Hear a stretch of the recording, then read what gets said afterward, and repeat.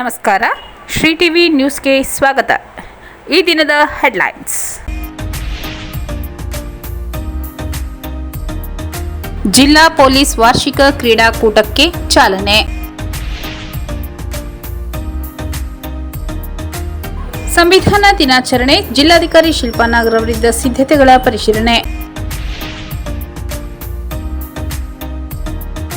ಸಾಮೂಹಿಕ ನಾಯಕತ್ವದ ರಾಜ್ಯ ರೈತ ಸಂಘ ಹಾಗೂ ಹಸಿರು ಸೇನೆ ವತಿಯಿಂದ ವಿವಿಧ ಬೇಡಿಕೆಗಳ ಈಡೇರಿಕೆಗೆ ಆಗ್ರಹಿಸಿ ಪ್ರತಿಭಟನೆ.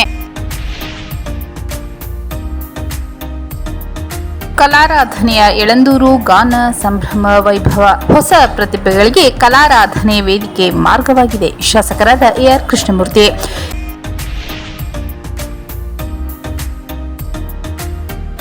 ಕಾಡಾನೆ ದಾಳಿಯಿಂದ ಜೋಳದ ಫಸಲು ನಾಶ. ಸ್ಥಳ ಪರಿಶೀಲನೆಗೆ ಬಂದ ಅಧಿಕಾರಿಗಳನ್ನು ವಾಪಸ್ ಕಳುಹಿಸಿದ ರೈತರು.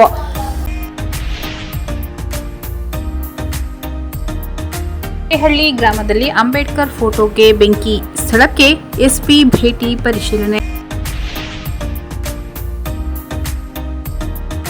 ನವೆಂಬರ್ 26ರಂದು ಸಂವಿಧಾನ ಸಮರ್ಪಣಾ ದಿನದ ಅಂಗವಾಗಿ ಸಂವಿಧಾನ ರಚನಾ ಜಾಗೃತಿ ಸಮಾವೇಶ. ಜಿಲ್ಲಾ ಪೊಲೀಸ್ ವಾರ್ಷಿಕ ಕ್ರೀಡಾಕೂಟಕ್ಕೆ ಚಾಲನೆ. ನಗರದ ಡಿಎಆರ್ ಕೇಂದ್ರ ಸ್ಥಾನ ಜಿಲ್ಲಾ ಪೊಲೀಸ್ ಕವಾಯತ್ ಮೈದಾನದಲ್ಲಿ ಜಿಲ್ಲಾ ಪೊಲೀಸ್ ವಾರ್ಷಿಕ ಕ್ರೀಡಾಕೂಟವನ್ನು ಉದ್ಘಾಟಿಸಿ ಮಾತನಾಡಿದ ಜಿಲ್ಲಾಧಿಕಾರಿ ಶಿಲ್ಪಾ ನಾಗರ್ ಅವರು, ಪೊಲೀಸರೆಂದರೆ ಸಮಾಜದಲ್ಲಿ ಕಾನೂನು ಸುವ್ಯವಸ್ಥೆ ಕಾಪಾಡಬೇಕು, ಯಾವುದೇ ಸಮಸ್ಯೆ ಬಂದರೂ ಸ್ಥಳಕ್ಕೆ ಹೋಗಬೇಕೆಂಬ ಭಾವನೆ ಇದೆ. ಸರ್ಕಾರಿ ನೌಕರರು ಕೆಲಸದ ಒತ್ತಡದಲ್ಲಿ ತಮ್ಮ ಕುಟುಂಬ ಹಾಗೂ ಆರೋಗ್ಯವನ್ನು ನೋಡಿಕೊಳ್ಳುವುದನ್ನೇ ಮರೆತು ಬಿಡುತ್ತಾರೆ ಎಂದರು. ಸರ್ಕಾರಿ ಹುದ್ದೆಗಳಲ್ಲಿ ಪೊಲೀಸ್ ಹುದ್ದೆ ಮುಂಚೂಣಿಯಲ್ಲಿ ಬರುತ್ತದೆ.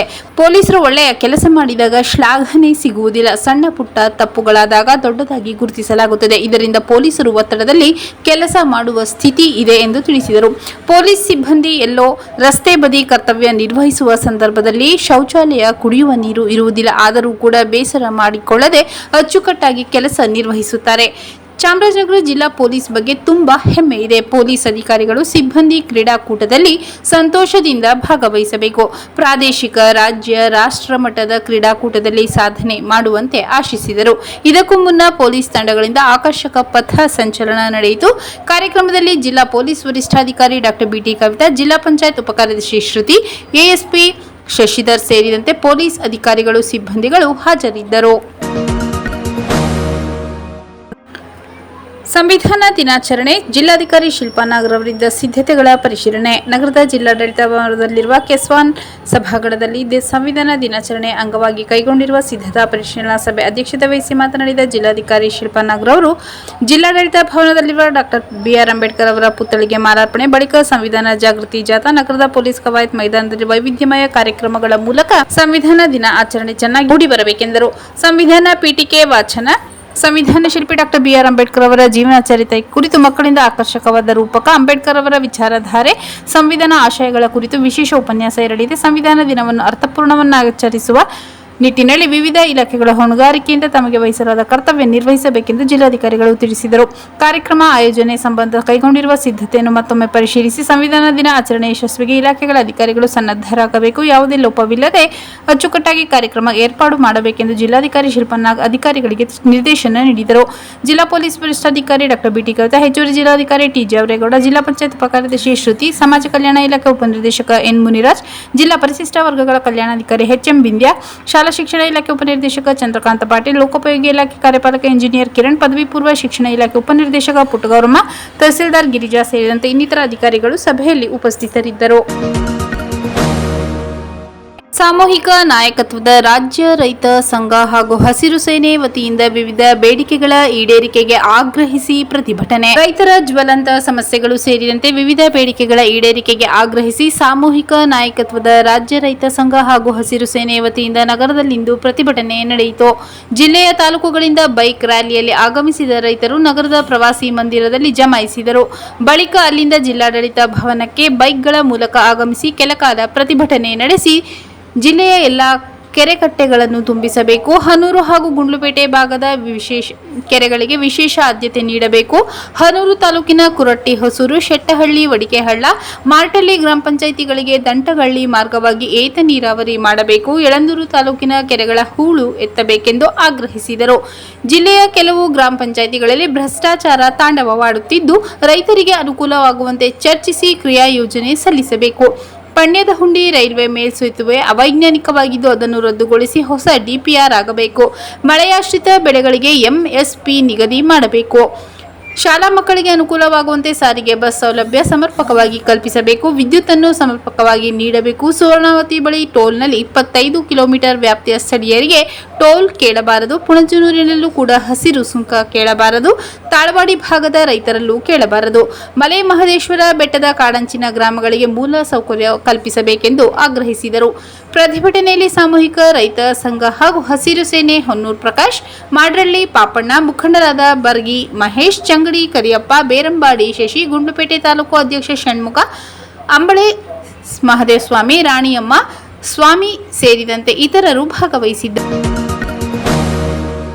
ಕಲಾರಾಧನೆಯ ಯಳಂದೂರು ಗಾನ ಸಂಭ್ರಮ ವೈಭವ. ಹೊಸ ಪ್ರತಿಭೆಗಳಿಗೆ ಕಲಾರಾಧನೆ ವೇದಿಕೆ ಮಾರ್ಗವಾಗಿದೆ. ಶಾಸಕರಾದ ಎಆರ್ ಕೃಷ್ಣಮೂರ್ತಿ.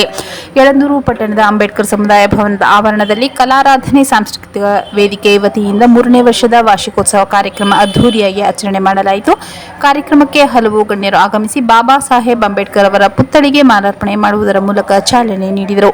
ಈ ವೇಳೆ ಶಾಸಕರಾದ ಎಆರ್ ಕೃಷ್ಣಮೂರ್ತಿ ಮಾತನಾಡಿ, ಕಲಾರಾಧನೆ ಸಾಂಸ್ಕೃತಿಕ ವೇದಿಕೆ ಸ್ಥಾಪನೆ ದಿವಂಗತ ಯರಗಂಬಳ್ಳಿ ಆರ್ ಶಿವಣ್ಣರವರು ಮುಖ್ಯ ಕಾರಣ.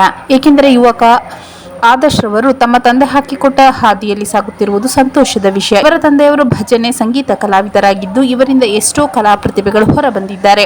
ಈ ವೇದಿಕೆಯೂ ಸಹ ಶಿವಣ್ಣ ಅವರಿಂದ ಬಳುವಳಿಯಾಗಿದೆ ಎಂದರು. ಕಲಾವಿದರು ವರ್ತಮಾನವನ್ನು ಅನುಸರಿಸಿ ತಮ್ಮೊಳಗಿರುವ ಕಲೆಯನ್ನು ವ್ಯಕ್ತಪಡಿಸಬೇಕು. ಅದು ಹೊತ್ತಿನ ತುರ್ತಾಗಿದೆ. ಸಂಗೀತ ಮತ್ತು ಸಾಹಿತ್ಯ ಪರಿಚಯವಲ್ಲದ ಬಹಳಷ್ಟು ಮಂದಿ ಉತ್ತಮವಾಗಿ ಹಾಡುತ್ತಾರೆ. ಅಂತಹ ಕಲಾವಿದರಲ್ಲಿರುವ ಪ್ರತಿಭೆಗಳಿಗೆ ಪ್ರೋತ್ಸಾಹ ಮತ್ತು ಸಹಕಾರಗಳೆರಡೂ ಅಗತ್ಯ ಎಂದರು. ಮಾಜಿ ಶಾಸಕ ಎನ್ ಮಹೇಶ್ ಮಾತನಾಡಿ, ಕಲಾರಾಧನೆ ಸಾಂಸ್ಕೃತಿಕ ವೇದಿಕೆ ಅಧ್ಯಕ್ಷ ಆದರ್ಶ್ ಕಲಾರಾಧನೆಗೆ ಅನ್ವರ್ಥವಾದ ಯುವಕ. ಅವರ ತಂದೆಯವರಾದ ದಿವಂಗತ ಶಿವಣ್ಣ ಅವರು ಸಹ ಈ ಭಾಗಕ್ಕೆ ದೊಡ್ಡ ಕಲಾವಿದರೆ. ಈ ವಾರ್ಷಿಕೋತ್ಸವವನ್ನು ನಡೆಸುತ್ತಿರುವ ಕಲಾರಾಧನೆ ವೇದಿಕೆ ಹಲವಾರು ಸಮಾಜ ಸೇವೆ ಕಾರ್ಯ, ಆರೋಗ್ಯ ತಪಾಸಣಾ ಶಿಬಿರ, ಹಲವಾರು ಪುಣ್ಯ ಸ್ಮರಣೆ ಕಾರ್ಯಕ್ರಮಗಳನ್ನು ನಡೆಸಿಕೊಂಡು ಬಂದಿದ್ದು, ಈ ಸಂಸ್ಥೆಯ ಮೂಲಕ ಅನೇಕ ಸಾಂಸ್ಕೃತಿಕ ಕಾರ್ಯಕ್ರಮ ಯೋಜನೆ ಮಾಡುವುದಲ್ಲದೆ ಹಲವಾರು ಸಮಾಜ ಸೇವಾ ಕಾರ್ಯಕ್ರಮ ಮಾಡಿಕೊಂಡು ಬಂದಿದ್ದಾರೆ. ಎಲ್ಲರಲ್ಲೂ ಪ್ರತಿಭೆ ಇರುತ್ತದೆ, ಆದರೆ ಕೆಲವರಿಗೆ ತಮ್ಮ ಪ್ರತಿಭೆ ಹೊರಸೂಸಲು ವೇದಿಕೆ ಸಿಗುವುದಿಲ್ಲ. ತಮ್ಮ ಪ್ರತಿಭೆ ಅನಾವರಣಗೊಳಿಸಲು ಎಲ್ಲರೂ ಸೇರಿ ಒಂದು ವೇದಿಕೆ ಸೃಷ್ಟಿಸಿಕೊಂಡಿರುವುದು ಉತ್ತಮ ಸಂಗತಿ ಎಂದರು. ಕಾರ್ಯಕ್ರಮದಲ್ಲಿ ಪೊಲೀಸ್ ಇಲಾಖೆ ಕೊಳ್ಳೇಗಾಲ ಗ್ರಾಮಾಂತರ ಠಾಣೆ ಸರ್ಕಲ್ ಇನ್ಸ್ಪೆಕ್ಟರ್ ಶಿವಮದಯ್ಯ ಅವರು ಹಾಡು ಹಾಡುವುದರ ಮೂಲಕ ಪ್ರೇಕ್ಷಕರನ್ನು ಹಾಗೂ ಗಣ್ಯರನ್ನು ರಂಜಿಸಿದರು.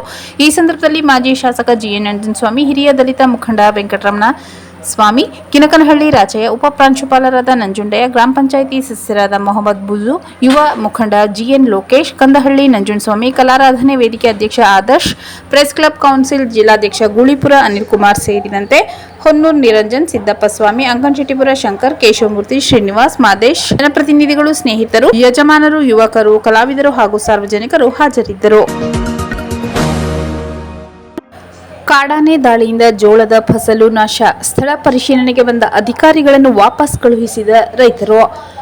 ಹನೂರು ತಾಲೂಕಿನ ಕೆವಿಎನ್ ದೊಡ್ಡಿ ಗ್ರಾಮದಲ್ಲಿ ಭಾನುವಾರ ಕಾಡಾನೆ ದಾಳಿಯಿಂದ ಜೋಳದ ಫಸಲು ನಾಶವಾಗಿದ್ದು, ಶಾಶ್ವತ ಪರಿಹಾರಕ್ಕೆ ಆಗ್ರಹಿಸಿರುವ ರೈತರು ಸ್ಥಳ ಪರಿಶೀಲನೆಗೆ ಬಂದ ಅರಣ್ಯ ಅಧಿಕಾರಿಗಳನ್ನು ವಾಪಸ್ ಕಳುಹಿಸಿದ್ದಾರೆ. ಗ್ರಾಮದ ಕದರಯ್ಯ ಎಂಬುವರ ಜಮೀನಿನಲ್ಲಿ ಸುಮಾರು ಅರ್ಧ ಎಕರೆ ಜೋಳದ ಬೆಳೆ ಕಾಡಾನೆ ದಾಳಿಗೆ ನಾಶವಾಗಿದೆ. ಬೆಳೆ ನಾಶದ ಜೊತೆಗೆ ಜಮೀನಿನ ಸುತ್ತ ಅಳವಡಿಸಿದ್ದ ಕಲ್ಲು ಕಂಬಗಳಿಗೂ ಹಾನಿಯಾಗಿದೆ. ಪದೇ ಪದೇ ಕಾಡು ಪ್ರಾಣಿಗಳ ಹಾವಳಿಯಿಂದ ಬೆಳೆ ನಾಶವಾಗುತ್ತಿದ್ದರೂ ಅಧಿಕಾರಿಗಳು ಕ್ರಮ ಕೈಗೊಳ್ಳದಿರುವ ಬಗ್ಗೆ ಸ್ಥಳೀಯ ರೈತರು ಮತ್ತು ಸಂಘಟನೆಗಳ ಸದಸ್ಯರು ತೀವ್ರ ಆಕ್ರೋಶ ವ್ಯಕ್ತಪಡಿಸಿದ್ದಾರೆ. ನಮಗೆ ಕೇವಲ ಬೆಳೆ ಪರಿಹಾರ ಬೇಕಿಲ್ಲ, ಕಾಡಾನೆ ದಾಳಿ ನಿಲ್ಲಿಸಿ ಶಾಶ್ವತ ಪರಿಹಾರ ಕಲ್ಪಿಸಬೇಕು. ಹಿರಿಯ ಅಧಿಕಾರಿಗಳು ಸ್ಥಳಕ್ಕೆ ಬರುವವರೆಗೂ ಪರಿಶೀಲನೆ ನಡೆಸಬೇಡಿ ಎಂದು ಪಟ್ಟು ಹಿಡಿದು ಸ್ಥಳ ಪರಿಶೀಲನೆಗೆ ಬಂದ ಅಧಿಕಾರಿಗಳನ್ನು ವಾಪಸ್ ಕಳುಹಿಸಿದ್ದಾರೆ. ಕೆರೆಹಳ್ಳಿ ಗ್ರಾಮದಲ್ಲಿ ಅಂಬೇಡ್ಕರ್ ಫೋಟೋಗೆ ಬೆಂಕಿ, ಸ್ಥಳಕ್ಕೆ ಎಸ್ಪಿ ಭೇಟಿ ಪರಿಶೀಲನೆ. ಚಾಮರಾಜನಗರ ತಾಲೂಕಿನ ಕೆರೆಹಳ್ಳಿ ಗ್ರಾಮದಲ್ಲಿ ಸರ್ಕಾರಿ ಹಿರಿಯ ಪ್ರಾಥಮಿಕ ಶಾಲೆಯಲ್ಲಿ ಶಿಕ್ಷಕರೊಬ್ಬರು ಅಂಬೇಡ್ಕರ್ ಭಾವಚಿತ್ರವನ್ನು ಬೆಂಕಿಗೆ ಸುಟ್ಟು ಹಾಕಿದ್ದಾರೆಂದು ಗ್ರಾಮಸ್ಥರು ಆರೋಪಿಸಿದ ಹಿನ್ನೆಲೆ ಎಸ್ಪಿ ಭೇಟಿ ನೀಡಿ ಪರಿಶೀಲನೆ ನಡೆಸಿದರು. ಘಟನೆ ಕುರಿತು ಗ್ರಾಮಸ್ಥರೊಂದಿಗೆ ಚರ್ಚೆ ನಡೆಸಿ ತನಿಖೆ ನಡೆಸಿ ಕ್ರಮ ಕೈಗೊಳ್ಳಲಾಗುವುದೆಂದು ತಿಳಿಸಿದರು. ನವೆಂಬರ್ 26ರಂದು ಸಂವಿಧಾನ ಸಮರ್ಪಣಾ ದಿನದ ಅಂಗವಾಗಿ ಸಂವಿಧಾನ ರಚನಾ ಜಾಗೃತಿ ಸಮಾವೇಶ. ನವೆಂಬರ್ 26ರಂದು ಸಂವಿಧಾನ ಸಮರ್ಪಣಾ ದಿನದ ಅಂಗವಾಗಿ ಸಂವಿಧಾನ ರಚನಾ ಜಾಗೃತಿ ಸಮಾವೇಶವನ್ನು ನಡೆಸುವ ಹಿನ್ನೆಲೆ ನರಸೀಪುರದ ಪಟ್ಟಣದ ಕಾರ್ಯನಿರತ ಪತ್ರಕರ್ತರ ಸಂಘದ ಕಚೇರಿಯಲ್ಲಿ ದಲಿತ ಸಂಘರ್ಷ ಸಮಿತಿ ಭೀಮವಾದ ವತಿಯಿಂದ ನಿನ್ನೆ ಸುದ್ದಿಗೋಷ್ಠಿ ನಡೆಯಿತು. ಸುದ್ದಿಗೋಷ್ಠಿ ಕುರಿತು ದಲಿತ ಸಂಘರ್ಷ ಸಮಿತಿ ಜಿಲ್ಲಾ ಸಂಘಟನಾ ಸಂಚಾಲಕ ರಾಜಣ್ಣ, ತಾಲೂಕು ಸಂಚಾಲಕ ಮನೋಜ್ ಮಾತನಾಡಿ, ದಿನಾಂಕ 26/11/2025ರಂದು ಬುಧವಾರ ಬೆಳಗ್ಗೆ 11 ಗಂಟೆಗೆ ಮೈಸೂರಿನ ಮಾನಸ ಗಂಗೋತ್ರಿ ಲಲಿತ ಕಲೆಗಳ ನಾಟಕ ಸಭಾಂಗಣದಲ್ಲಿ ಸಂವಿಧಾನ ಸಮರ್ಪಣಾ ದಿನದ ಅಂಗವಾಗಿ ಸಂವಿಧಾನ ರಕ್ಷಣಾ ಜಾಗೃತಿ ಸಮಾವೇಶ ನಡೆಯಲಿದ್ದು, ಸಮಾವೇಶ ಕಾರ್ಯಕ್ರಮಕ್ಕೆ ಹೆಚ್ಚಿನ ಸಂಖ್ಯೆಯಲ್ಲಿ ಭಾಗವಹಿಸಿ ಕಾರ್ಯಕ್ರಮವನ್ನು ಯಶಸ್ವಿಗೊಳಿಸಬೇಕು ಎಂದರು.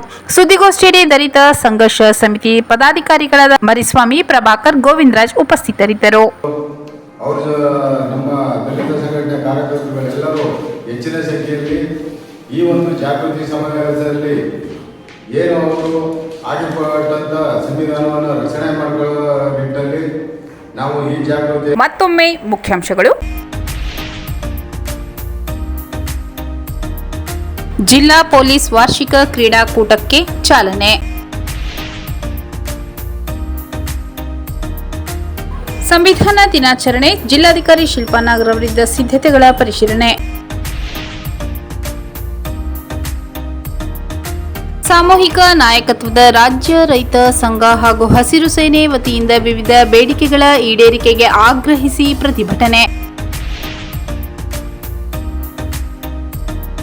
ಕಲಾರಾಧನೆಯ ಎಳಂದೂರು ಗಾನ ಸಂಭ್ರಮ ವೈಭವ, ಹೊಸ ಪ್ರತಿಭೆಗಳಿಗೆ ಕಲಾರಾಧನೆ ವೇದಿಕೆ ಮಾರ್ಗವಾಗಿದೆ. ಶಾಸಕರಾದ ಎಆರ್ ಕೃಷ್ಣಮೂರ್ತಿ.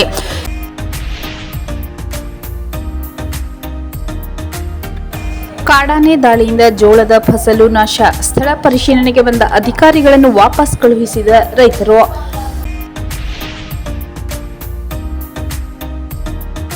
ಕೆರೆಹಳ್ಳಿ ಗ್ರಾಮದಲ್ಲಿ ಅಂಬೇಡ್ಕರ್ ಫೋಟೋಗೆ ಬೆಂಕಿ, ಸ್ಥಳಕ್ಕೆ ಎಸ್ಪಿ ಭೇಟಿ ಪರಿಶೀಲನೆ. ನವೆಂಬರ್ 26ರಂದು ಸಂವಿಧಾನ ಸಮರ್ಪಣಾ ದಿನದ ಅಂಗವಾಗಿ ಸಂವಿಧಾನ ರಚನಾ ಜಾಗೃತಿ ಸಮಾವೇಶ.